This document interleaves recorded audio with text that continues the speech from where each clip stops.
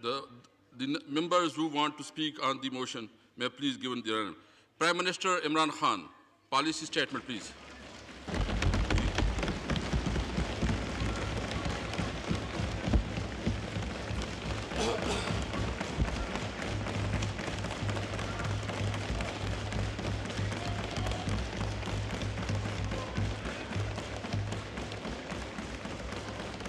Ji, please.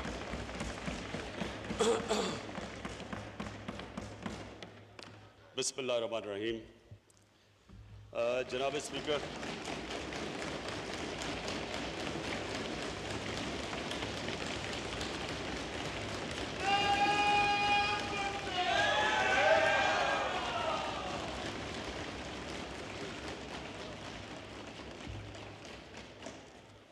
Ji, please.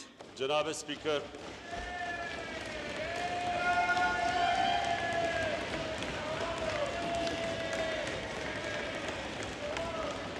Order in the house, please.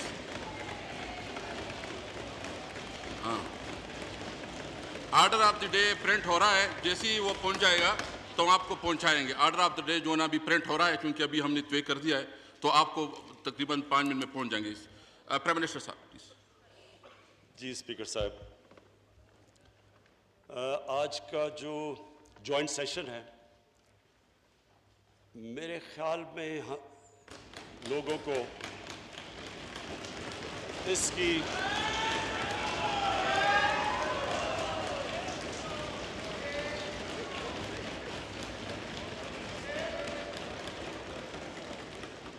Speaker साहब, मेरे ख्याल में हमें इस सेशन की पूरी तरह अहमियत की समझ नहीं है।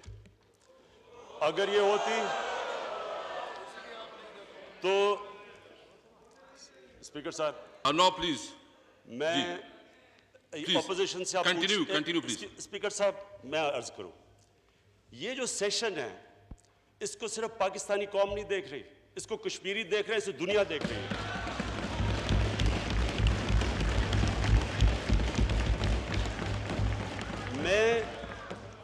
मैं बड़े अपनी ऑपोजिशन से रिक्वेस्ट करता हूं, अगर ये चाहते हैं इस तरह इस सेशन को डिस्टर्ब करना है, मैं बैठ जाता हूं। मैं इसलिए बैठ जाता हूं कि इधर से सिग्नल जाना चाहिए कि सारी कौम इकट्ठी है।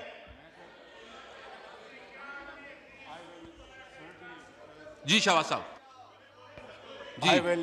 मैं अपने दोस्तों से गुजारिश करूंगा कि तकरीर को हम सुने, उसके बाद हम उसका मुदल्लल विद फैक्ट जवाब देंगे इंशाअल्लाह। Thank you. जी प्राइम मिनिस्टर साहब प्लीज। जी स्पीकर साहब, शुक्रिया। स्पीकर साहब, इसकी अहमियत कश्मीरियों के लिए नहीं सिर्फ इस सेशन की, इसकी अहमियत सिर्फ पाकिस्तान के लिए नहीं, ये जो रिपरकशंस इंडिया ने जो कल फैसला किया, ये सारी दुनिया पे इस पर रिपरकशंस जा सकते हैं, इसलिए ये बड़ा इंपॉर्टेंट है। और मैं फिर से रिक्वेस्ट करता हूँ कि आराम से तहम्मुल से सुने, बिकॉज ये बड़ी इंपॉर्टेंट मैसेज आज यहाँ से जानी है। जब हमारी हुकूमत आई तो जो मेन प्रायोरिटी मेरी हुकूमत की थी वो ये कि पाकिस्तान में गुर्बत ख़त्म की जाए, कम की जाए। उसके लिए हमने फैसला किया कि सबसे इंपॉर्टेंट चीज़ ये थी कि अपने सारे जो नेबर्स थे उनसे ताल्लुकात ठीक किया जाए, क्योंकि जब तक टेंशन रहती है, इंस्टेबिलिटी रहती है, और जो हम वॉर ऑन टेरर के 15 साल से गुजरे, तो सबसे बुरा इम्पैक्ट इन्वेस्टमेंट पे पड़ता है, ग्रोथ रेट पे पड़ता है, और गुर्बत, लोगों को आप गुर्बत से नहीं निकाल सकते। तो लिहाजा सारे नेबर्स से मैंने रीच आउट किया। मैंने हिंदुस्तान से आते साथ ही उनको कहा कि आप एक कदम हमारी तरफ लेंगे, 2 कदम हम आपकी तरफ आएंगे। मैंने अफ़गानिस्तान को अप्रोच किया कि जो भी हमारी मिसअंडरस्टैंडिंग्स है माजी की, हम एक नया चैप्टर खोलना चाहते हैं। ईरान गया, उनसे बात की, वहाँ मसले थे। चाइना से तो हमारे ताल्लुकात हमेशा अच्छे रहे हैं। फिर बाकी मुल्कों में भी गया, और आखिर में जो अमेरिका की ट्रिप थी वो भी ये कोशिश करने गए कि जो भी हमारे माजी में इश्यूज आए वो हम ख़त्म करें, ताकि पाकिस्तान को स्टेबिलिटी मिले और पाकिस्तान प्रोग्रेस करे, ग्रोथ रेट बढ़े, इन्वेस्टमेंट आए, ताकि हम लोगों को गुर्बत से निकाल सकें। तो मैंने जब नरेंद्र मोदी से जब शुरू में आके बात की तो उन्होंने खदशात कई जाहिर किए कि जी हमारे खदशात हैं, आपके पास ट्रेनिंग कैंप्स हैं, आपके पास फलानी चीज़ें हैं। तो मैंने उनको तब समझाया कि हमारे मुल्क में एक 2014 में जब आर्मी पब्लिक स्कूल का जब एक बहुत तकलीफ दह सानिया हुआ था, तो सारी पॉलिटिकल पार्टीज़ एक पेज पे आ गई और हमने एक नेशनल एक्शन प्लान पे साइन किया, जिसके अंदर हमने ये फैसला किया कि कोई मिलिटेंट ग्रुप पाकिस्तान से ऑपरेट नहीं करेंगे। मैंने उनको समझाया इस चीज़ का। उसके बाद हमने कोशिश की उनसे डायलॉग शुरू करने की और हमने रियलाइज़ किया कि वो इंटरेस्टेड नहीं थे। उसके बाद पुलवामा हो गया। जब पुलवामा हुआ तो हमने पूरी कोशिश की उनको समझाने की कि इसमें पाकिस्तान का कोई हाथ नहीं था, लेकिन हमें तब भी एहसास हो गया कि उनके इलेक्शंस थे और वो अपने इलेक्शंस के लिए उन्होंने पाकिस्तान को स्केपगोट बनाना था और कश्मीर की अवाम के ऊपर जो जुल्म हो रहे थे उनसे दुनिया की नज़र उठानी थी। तो उन्होंने सारे जो कदम लिए वो लिए इसलिए अपने मुल्क में वॉर हिस्टेरिया क्रिएट किया। सिर्फ मकसद उनका ये था कि पाकिस्तान को स्केपगोट बनाएं और अपनी इलेक्शन के अंदर ये एंटी पाकिस्तान सेंटिमेंट पैदा करके और वो जीते। डोसियर बाद में भेजा और अपने प्लेन्स पहले पाकिस्तान भेज दिए। अल्लाह का शुक्र है कि पाकिस्तान की एयरफोर्स ने सही जवाब दिया और फिर जब उनका पायलट हमने पकड़ा, हमने फौरी वापस कर दिया, बताने के लिए कि पाकिस्तान की कोई इंटेंशन जंग की नहीं है। उसके बाद हम चुप करके बैठ गए और हमने सोचा कि हिंदुस्तान में इलेक्शंस हो जाएं और जब इलेक्शंस हो जाएंगे उसके बाद हम फिर रिज्यूम करेंगे बातचीत। इलेक्शंस हो गए, उसके बाद हमने कोशिश की और मुझे याद है जब हम बिश्केक में एक एससीओ की कॉन्फ्रेंस थी, उधर हमने जब इनका रवैया देखा तो हमने फैसला किया कि ये हमारी कोशिशें अमन को के लिए जो कोशिशें हैं उसको गलत समझ रहे हैं, ये उसको कमज़ोरी ले रहे हैं। तो हमने तब फैसला किया कि अब हम इनसे आगे बातचीत नहीं करेंगे। जब प्रेसिडेंट ट्रंप से मैं मिला तो मैंने इसी को सामने रखते क्योंकि बायलैटरल तो आगे इशू बढ़ नहीं रहा, तो उनको मैंने इनवाइट किया कि ये एक हॉटस्पॉट है दुनिया में, सारा 1 अरब लोग जो बड़े सगीर में हैं वो हॉस्टेज हैं इस कश्मीर इशू से। तो मैंने रिक्वेस्ट की कि आप बीच में पड़ जाएं गुड फेथ में। इंडियन रिस्पॉन्स आपके सामने था। अब जो ये हुआ है, जो इन्होंने कल किया है, मैं इस हाउस के सामने जो आज बात रखना चाहता हूं वो ये कि ये मुझे तब भी जब हम बिश्केक में थे तब ही हमें अंदाज़ा हो गया था कि इनका कोई इंटरेस्ट नहीं है हमारे से बातचीत करने का। और मैं जो सस्पेक्ट करता था वो चीज़ कल सामने आ गई। ये जो कल इन्होंने किया है ये कोई एकदम प्लान करके नहीं किया, ये इनके इलेक्शन का मैनिफेस्टो था। और ये अगर आप देखें तो ये इनकी आइडियोलॉजी है। स्पीकर साहब, ये नजरिया इनका, ये नजरिया बेस है आरएसएस के नजरिए के ऊपर। इनके जो फाउंडिंग फादर्स थे आरएसएस के, गोलवाकर एक और उनके कई, उनकी आप पढ़ लें कि उनकी क्या आइडियोलॉजी है। जिस आइडियोलॉजी के सामने हम खड़े हैं, उनकी आइडियोलॉजी ये थी कि मुसलमानों को वो हिंदुस्तान से एथनिक क्लेंस करेंगे। उनकी आइडियोलॉजी ये थी कि ये जब आज़ादी मिलेगी ये सिर्फ हिंदुओं का हिंदुस्तान होगा। उन्होंने कभी भी ये नहीं सोचा कि ये सब जितने भी लोग वहाँ हिंदुस्तान में बसते थे, जितनी भी अकलें थी, ये सबका पाकिस्तान होगा। उनकी आइडियोलॉजी ये थी। और आज भी आप इनके फाउंडिंग फादर्स जो आरएसएस की उनकी किताबें पढ़ लें, इनकी बड़ी क्लियर आइडियोलॉजी थी कि ये सिर्फ हिंदुओं के लिए इंडिया है, हिंदू राज था। और एक उनके अंदर एक मुसलमानों के खिलाफ तासुब था, और वो क्यों था? वो रिजेंट करते थे कि इन्होंने 500-600 साल हिंदुस्तान पे हुकूमत की, और जब अंग्रेज जा रहा था तो ये सोच रहे थे कि अब वक्त आया है कि मुसलमानों को हम हिंदुस्तान में दबा के रखें, सेकंड क्लास सिटीजन रखें। स्पीकर साहब, आज हम कायद आज़म मोहम्मद अली जिन्ना को ट्रिब्यूट पे करें, क्योंकि वो पहले इंसान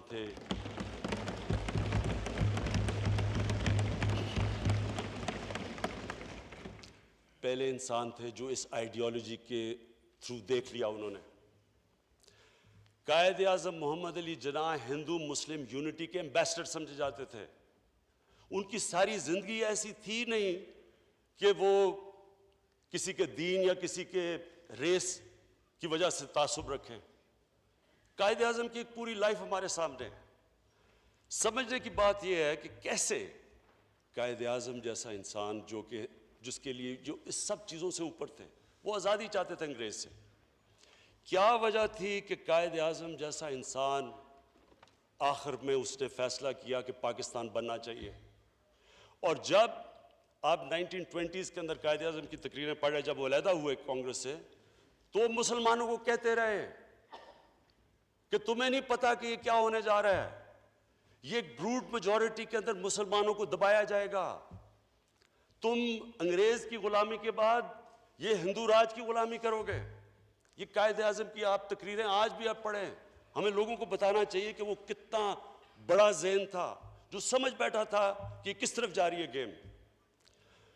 कायद आज़म मायूस होकर इंग्लैंड गए, वापस आए, और अगर 1937 का इलेक्शन में जो कायद आज़म कह रहे थे वो पब्लिक के अंदर सामने ना आता, मुसलमानों के सामने, तो ये पाकिस्तान ना बनता। 1937 के इलेक्शन में सारे मुसलमानों को अमली तौर पे नजर आ गया कि जो कायद आज़म कह रहे थे वो सच है। किसी मुस्लिम लीडर को मिनिस्ट्री में नहीं शामिल किया गया। तो वो जो उनको खौफ था कि हिंदू राज की तरफ जा रहा है, उस खौफ जब मुसलमानों को आया तो तब वो मुस्लिम लीग की तरफ आए, और तब पाकिस्तान मूवमेंट शुरू हुई। आज वो लोग हिंदुस्तान में जो कि टू नेशन थ्योरी में नहीं मानते थे, मैं जब इंडिया में कई कॉन्फ्रेंसेस पे गया हूँ तो कश्मीरी लीडरशिप के वो लोग, मुझे अच्छी तरह याद है, वो कहते थे कि बड़ा गलत हुआ पाकिस्तान बना, मानते ही नहीं थे। आज मैं उनके मुंह से सुन रहा हूँ कि कायद आज़म की जिन्ना की टू नेशन थ्योरी ठीक निकली। आज वो लोग कह रहे हैं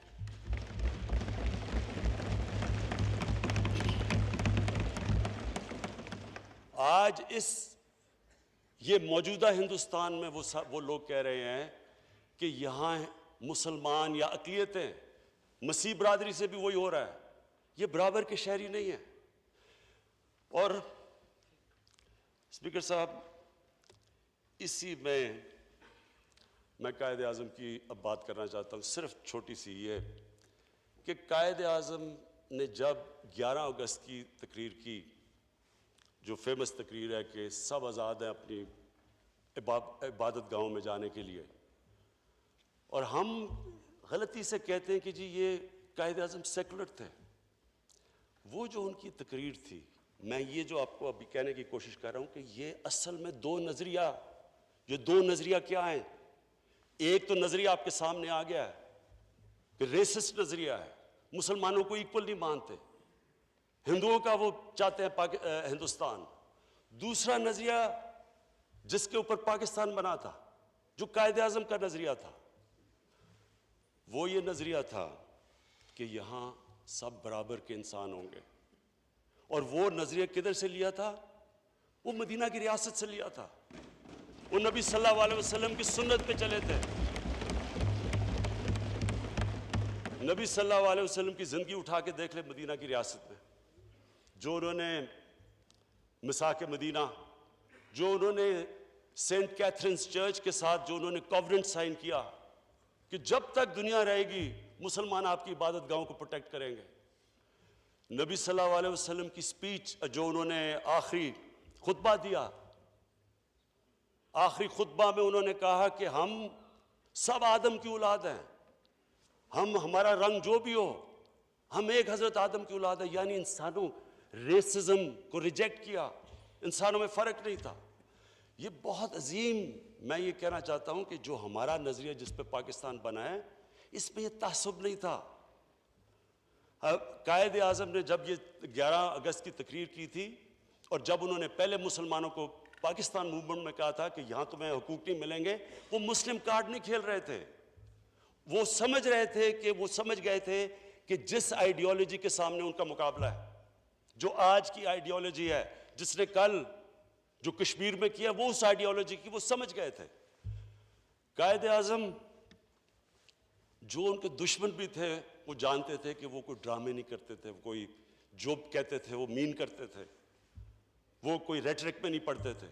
तो जो 11 अगस्त की तकरीर थी, उसमें कायद आज़म ने जो कहा था, वो रियासत मदीना के अंदर जिस तरह माइनॉरिटीज़ को रखा गया था। मैं स्पीकर साहब, सारों को, अपनी कौम को भी लोग रियलाइज़ नहीं करते कि इसकी सिग्निफिकेंस क्या है। हज़रत अली रज़ी अल्लाह ताला एक यहूदी शहरी से केस हार जाते हैं। खलीफा वक्त एक आम अक़लियत के शहरी से केस हार जाते हैं। हज़रत अली रज़ी अल्लाह ताला पहले तो खलीफा थे, दूसरा उनका मुकाम सोचे कि जो हमारे दीन में उनका क्या मुकाम है। ये सोचें कि वो एक जज फैसला करता है एक माइनॉरिटी के लिए उनके खिलाफ।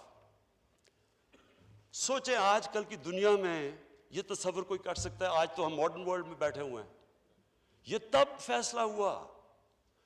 कहने का मेरा मतलब ये है कि हमारे जो दीन है, जो हमारा मदीना की रियासत अगर हम स्टडी करें, उसके अंदर ये जो आज हिंदुस्तान में प्रैक्टिस हो रहा है, हम उसके ऑपोजिट हैं। हम जब हमारे मुल्क में हम माइनॉरिटी से नाइंसाफ़ी करते हैं, तो हम अपनी आइडियोलॉजी के खिलाफ जाते हैं, हम अपने दीन के खिलाफ जाते हैं। लेकिन स्पीकर साहब, जब ये मौजूदा बीजेपी की हुकूमत जब पकड़ के गोश्त खाने वालों को लटका देती है और लोग मॉब पकड़ के उनको मार देते हैं, और जो उन्होंने अभी कश्मीर में किया और जो पहले 5 साल तशद्दुद किया, जो मसीह बरादरी से उन्होंने किया, ये उनकी आइडियोलॉजी है, ये उनकी आइडियोलॉजी है। उनके फाउंडिंग फादर्स थे, वो कह बैठे थे कि हम मुख्तलिफ हैं इनसे, हम सुपीरियर हैं। रेसिस्ट आइडियोलॉजी है हमारा। जो आज मुकाबला है वो एक रेसिस्ट आइडियोलॉजी से है। इसलिए जब तक ये बैकग्राउंड हमें पता नहीं चलेगी, हम फिर आगे प्लान नहीं कर सकते कि आज जो कश्मीर में उन्होंने कल किया, कश्मीर में उन्होंने अपनी आइडियोलॉजी के मुताबिक किया। उन्होंने अपने मुल्क के कॉन्स्टिट्यूशन के अगेंस्ट गए, इस गवर्नमेंट अपनी सुप्रीम कोर्ट के वर्डिक्ट के अगेंस्ट गई, जम्मू और कश्मीर के हाई कोर्ट के वर्डिक्ट के अगेंस्ट गई, वो 17 यूनाइटेड नेशन सिक्योरिटी काउंसिल की रेजोल्यूशंस के अगेंस्ट गए, वो यूनाइटेड नेशंस की जनरल असेंबली की रेजोल्यूशन के अगेंस्ट गए, वो शिमला एग्रीमेंट के अगेंस्ट गए। उन्होंने जो फैसला किया हुआ है कि जो आज रेजोल्यूशन में कहा डेमोग्राफी बदलना चाहते हैं, ये क्या बैठे हैं, वो ये चीज क्या बैठे हैं कि ये जब कश्मीर का स्पेशल स्टेटस चेंज होगा तो वो डेमोग्राफी भी बदलना चाहते हैं। डेमोग्राफी चेंज करना 4th जिनीवा कन्वेंशन के आर्टिकल 49 के खिलाफ है, वॉर क्राइम समझी जाती है ये। तो सारे इंटरनेशनल लॉज और अपने मुल्क के लॉज उन्होंने वायलेट किए अपनी आइडियोलॉजी के लिए। स्पीकर साहब, ये एक आइडियोलॉजी के खिलाफ हम कर रहे हैं। इसलिए जो मैं अभी एंड में आपको बताऊंगा, पहले समझना चाहिए कि ये इशू है क्या। ये कि नहीं कि एकदम उन्होंने फैसला करके चले गए, ये मुकम्मल तौर पे अपनी आइडियोलॉजी के ऊपर चल रहे हैं। अब इन्होंने कानून पास कर दिया, कश्मीर को अनेक्स कर दिया। अब क्वेश्चन ये है कि क्या वो कश्मीर के लोग जो 5 साल से पहले भी, लेकिन 5 साल से ख़ास तौर पे जो उनके ऊपर तशद्दुद हुआ है और जुल्म हुआ है, उसके बावजूद वो जो जद्दोजहद कर रहे हैं, क्या वो कानून की वजह से फैसला करेंगे कि अब ख़त्म हो गई हमारी जद्दोजहद, हम गुलाम बनने के लिए तैयार हो गए? ये तो और स्पीकर साहब शिद्दत पकड़ेगी। ये तो अब और लेवल पे चली जाएगी। जो मैंने प्रेसिडेंट ट्रंप से कहा था कि आप पढ़ें, वो इसलिए कहा था कि हमारी बायलैटरल टॉक्स तो फेल हो चुकी थी, वो होती नहीं थी। ये इसलिए हम सबको समझना है कि ये बड़ा सीरियस इशू बन गया है।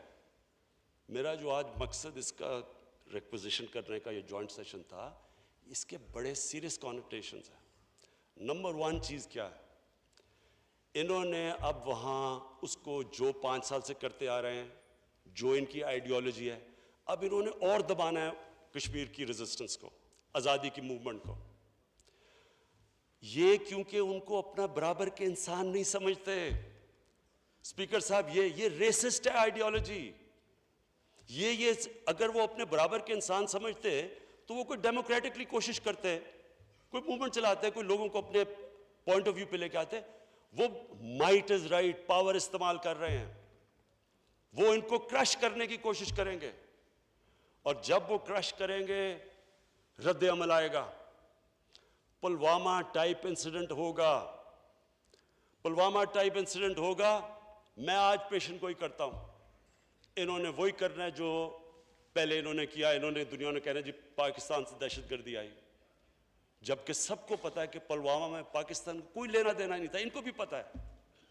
तो अब जब ये उनको ओप्रेस करेंगे और ज्यादा जुल्म करेंगे, उसका जब रद्द अमल आएगा, मैं आज कह रहा हूं, इसलिए ये सीरियस है। इन्होंने हमें ब्लेम करना है। इन्होंने एक और भी चीज करनी है।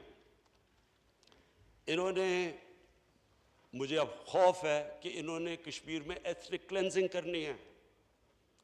इन्होंने वहां लोगों को कोशिश करना है कि लोग वहां से निकाले ताकि दूसरी मेजॉरिटी हो जाए और वो जो बाकी लोगों को गुलामी के लिए दब जाएं। ये सारी जब चीजें करेंगे और ये पाकिस्तान को ब्लेम करेंगे, इसके बहुत सीरियस कॉन्सिक्वेंसेस हैं। क्योंकि मुझे पता है जब पुलवामा में, जब इन्होंने पुलवामा के बाद जब हिंदुस्तान ने अपने जेट्स भेजे और रात को बालाकोट के ऊपर बॉम्बिंग हुई, तो हमारी 3 बजे बातचीत हुई, सुबह के 3 साढ़े 3 बजे। आर्मी चीफ थे, एयरफोर्स चीफ थे। अब उस वक्त हम ये सोच रहे थे कि क्या लोग कैजुअल्टीज हुई, क्या पाकिस्तानियों का खून हुआ। हमने जब पता चला कि अभी तक कोई कैजुअल्टीज की फिगर नहीं है, तब हमने फैसला किया कि अभी नहीं करेंगे, और हम एक टोकन अगले दिन वही करेंगे जो उन्होंने हमारे आके बॉम्बिंग करके चले गए। लेकिन अगर स्पीकर साहब हमारी कैजुअल्टीज होती तो हमारी एयरफोर्स ने भी लॉक इन किए हुए थे उनके टारगेट्स जिधर उनकी कैजुअल्टीज होनी थी। और मैं बार बार उसके बाद, पुलवामा के बाद, इनको कहता गया कि 2 न्यूक्लियर आर्म कंट्रीज ऐसी रिस्क नहीं ले सकते। हम अपने मसले डायलॉग से हल करें। मैं आज आपको कह रहा हूं कि जब ये सिचुएशन होगा, ये किसी के कंट्रोल में नहीं होगा। इनकी जो माइंडसेट है, और मुझे इनके अंदर एक तकब्बुर नजर आता है जो हर रेसिस्ट में नजर आता है। ये जो सुपीरियर, जो आज वाइट सुप्रीमिस्ट हैं, जो आगे गोलियां मार देते हैं लोगों को अमेरिका और ये बाहर के मुल्कों में, ये एक अजीब माइंडसेट है। ये सुपीरियरिटी में बिलीव करता है, रेशियल सुपीरियरिटी में, और ये इस तकब्बुर के अंदर ये कर सकते हैं। इन्होंने फिर आज़ाद कश्मीर में कुछ करना है, रद्द अमल आएगा अगर इनके ऑपरेशन की वजह से कुछ हुआ, इंसिडेंट हुआ पुलवामा टाइप, इन्होंने एक्शन लेना है, हम उसको जवाब देंगे। ये हो नहीं सकता कि ये अगर पाकिस्तान में अटैक करेंगे हम उसका जवाब ना दें, हम जवाब देंगे। उसके बाद क्या होगा, मजीद वो और आगे बढ़ सकती है, वो भी जवाब देंगे, हम भी देंगे। उसके बाद क्या हो सकता है, कन्वेंशन वॉर हो सकती है। कन्वेंशनल वॉर अगर हो गई फिर क्या होगा, 2 नतीजे हो सकते हैं। वॉर हमारे खिलाफ भी जा सकती है, हमारे लिए भी जा सकती है। अगर हमारे खिलाफ वॉर जाती है तो फिर हम क्या करेंगे। फिर स्पीकर साहब, इसी हॉल में मैंने कहा था हमारे पास 2 रास्ते हो जाएंगे, एक बहादुर शाह जफर और दूसरा टीपू सुल्तान का रास्ता। एक रास्ता वो कि हाथ खड़े करके हम हार मानने की करेंगे, दूसरा रास्ता टीपू सुल्तान का कि आखिरी खून के कतरे तक हम मुकाबला करेंगे।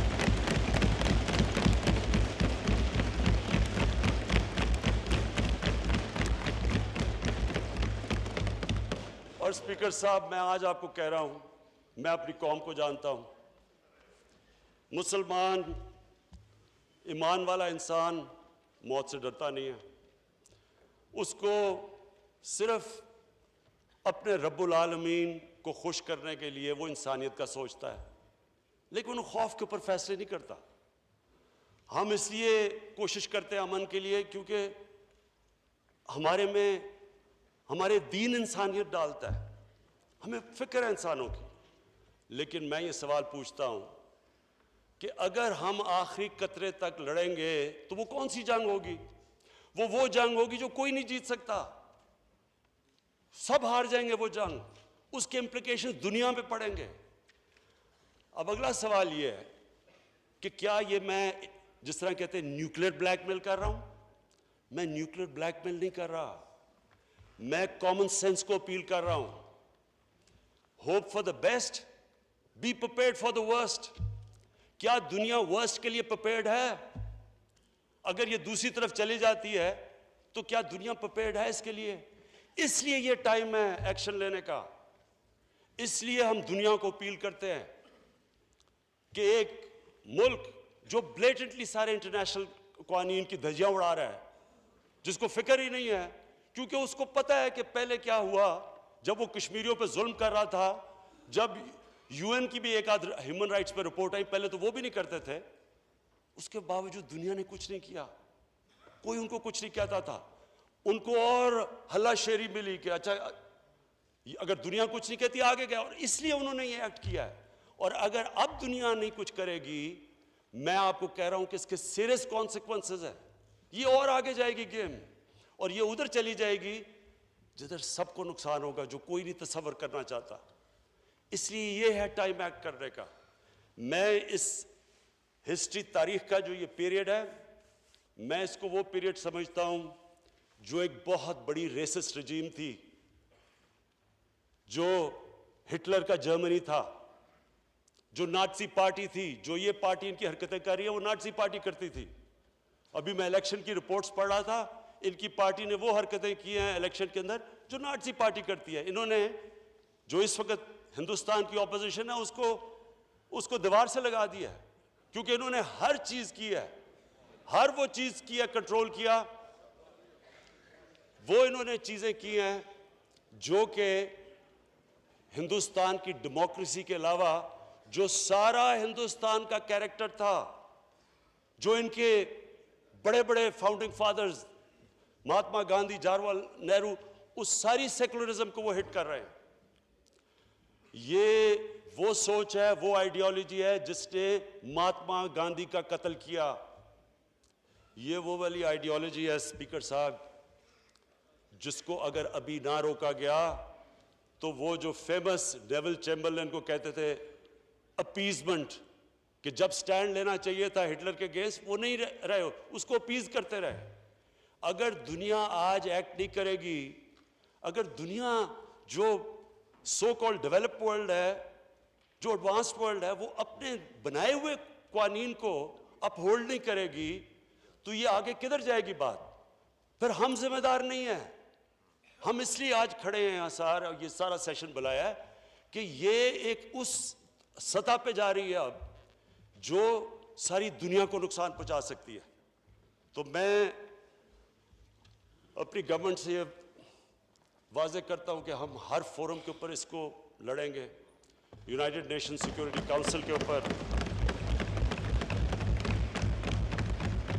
हम सोच रहे हैं कि हम इंटरनेशनल क्रिमिनल कोर्ट में कैसे यूनाइटेड नेशन सिक्योरिटी काउंसिल के जरिए जा सके, ये स्टडी कर रहे हैं।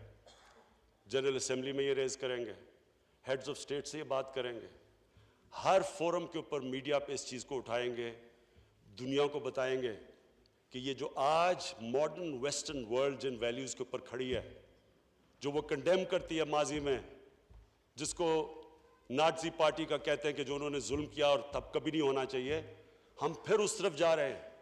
सिर्फ इसलिए कि ज़्यादातर मुसलमान, बल्कि ज़्यादा मुसलमानों को नुकसान हो रहा है हिंदुस्तान में, इसलिए बदकिस्मती से दुनिया रिस्पॉन्ड नहीं कर रही, लेकिन आखिर में ये सारी दुनिया को इस जुल्म का नुकसान होगा।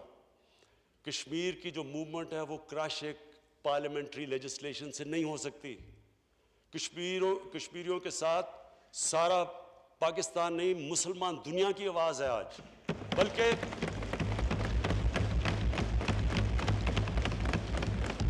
बल्कि स्पीकर साहब, मैं ये भी कहूँगा कि मैं मगरब को बड़ी अच्छी तरह जानता हूँ। उन लोगों को हकीकत का नहीं पता जो कश्मीर के लोगों से हो रहा है।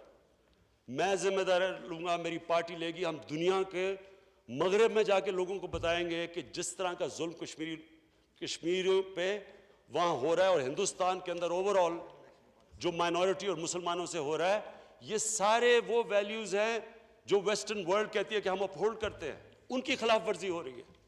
इसलिए ज़्यादातर उनको पता नहीं है, इनको इश्यूज़ का नहीं पता कि इस वक्त कश्मीर में क्या हो रहा है।